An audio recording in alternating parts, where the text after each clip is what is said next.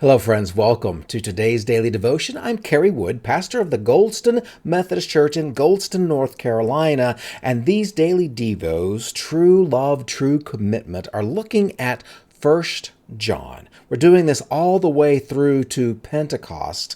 And today we're looking at 17 words that are incredibly powerful words. Just one verse out of the letter of 1 John. 1 John 1:8. Hear now these words.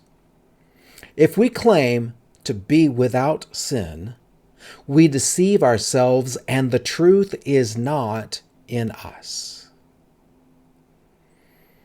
Now, I just completed a whole series, 3 months worth, of exploring what the Global Methodist mission statement is of making disciples for Jesus Christ and spreading scriptural holiness across the globe. And one of the definitions of scriptural holiness is being freed from the power of sin. Sin has no hold upon us. So how do we reconcile that Global Methodist statement of being freed from sin with 1 John 1:8? If we claim to be without sin, we deceive ourselves and the truth isn't in us. Does that mean the Global Methodist Church has gotten it wrong? Well, no. But we have to be very careful that we don't take the wrong turns as we look at this. For you see, there's a difference between made free from the power of sin and claiming to be without sin.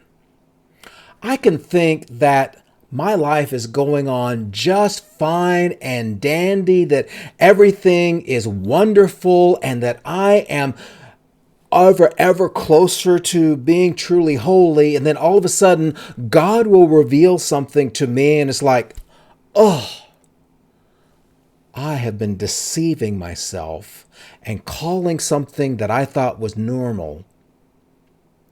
It actually is a sin.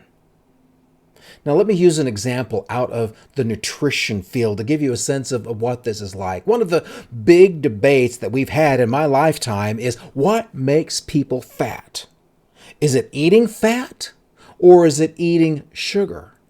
And the whole food industry back in the 1980s and the early 1990s went on, it's got to be fat. Fat makes you fat. And so everything was made to be fat-free.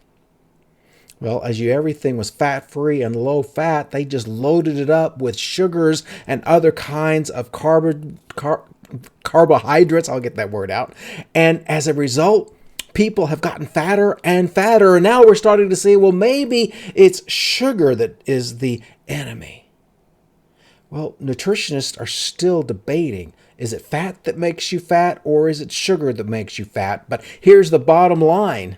People are getting fat because they don't have good eating habits in general.